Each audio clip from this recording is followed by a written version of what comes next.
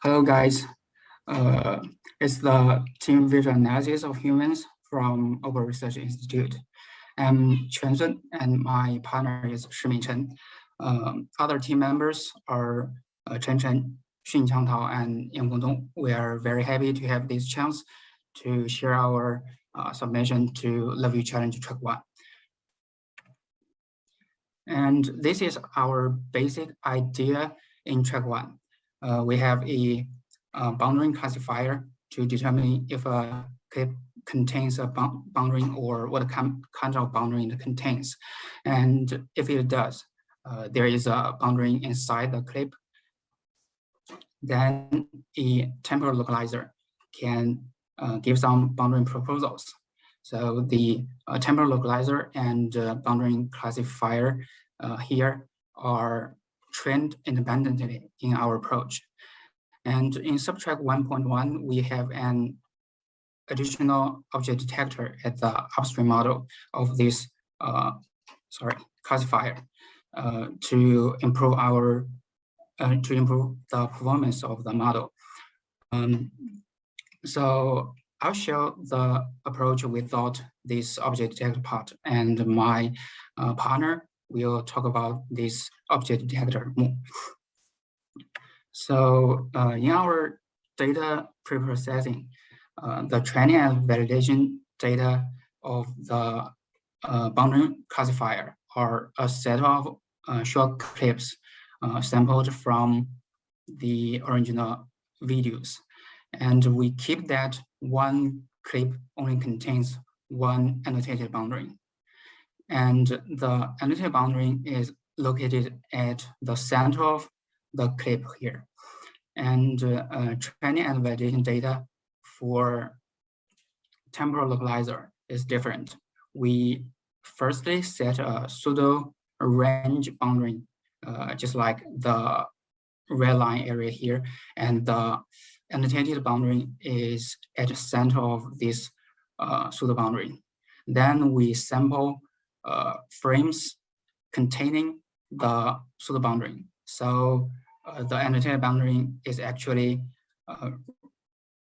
random at a random position in the clip.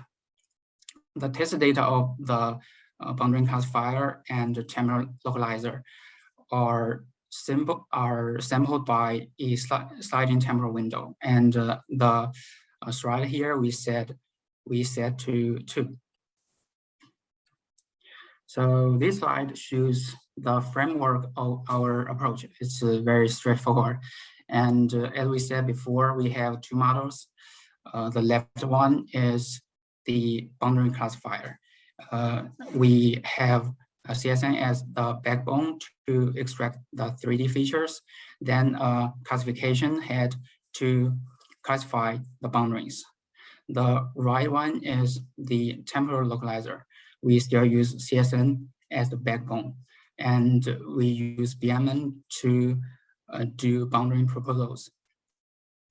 Then we have an additional classification head here to help the model capture more semantic information.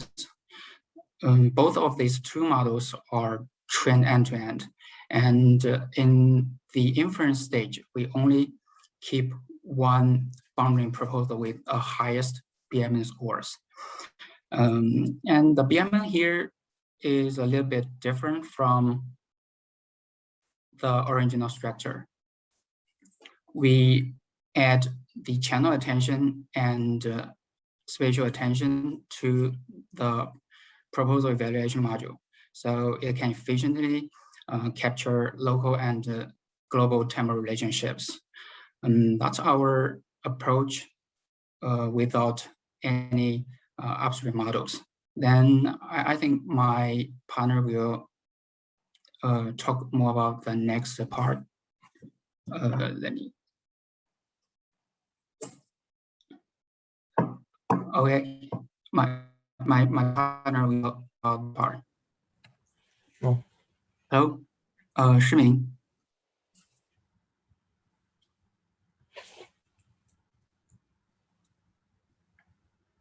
Hi, Shimin. Could you please just unmute yourself? I will try to. Yeah. Okay. I'm Shimin Chen.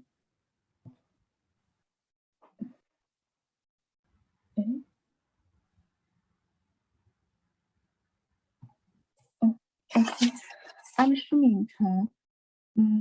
Here is no constraint of additional supervision for training upstream models and additional training video data in task 1.1. So we use a detector and a tracker to see whether they have any improvement in this task. To be clear, we did not train with additional data. We use a detector to detect persons in the whole video every 2 frames in the part of detecting subjects.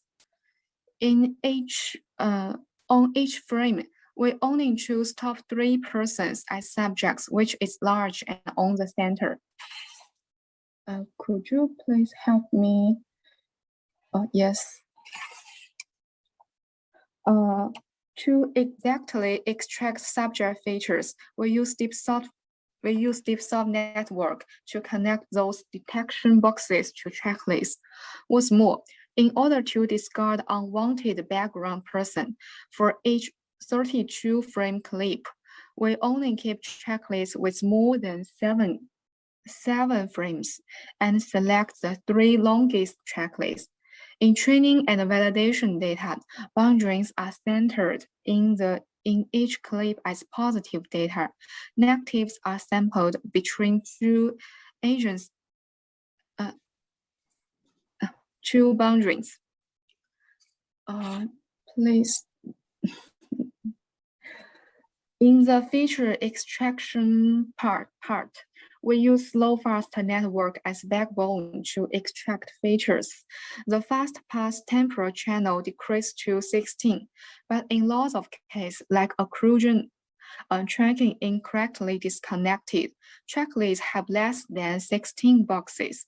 We have 2 proposals to get subject features. The first method, we use adjacent boxes to fill in empty boxes in checklist. In another method, we only use existing boxes to extract features. For each subject, we use ROI align layer to extract features in different temporal channels using corresponding person boxes, and then take the average in the temporal channels as the feature of each subject in every clips. In this way, there are at most 3 subjects per clip. We concatenate their features and use 3 FC layers to classify whether this clip have temporal boundary. We propose another approach with person detector and object detector, different from the previous detection method of the person subjects. We use an object detector to detect objects only in center frame of clips. We also use ROI align layer to club object features from clip features. Then we use an interaction block to learn relationship between person and other person in the clip, and relationship between person and objects. Next, we concatenate all reasoning features and use 3 FC layers to classify whether this clip have temporal boundary.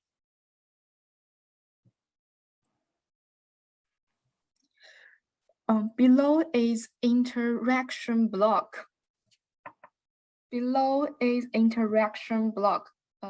Could you please share next slide?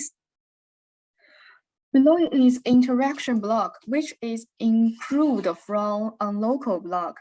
This block can learn relationship between 2 features, both in temporal and spatial channels.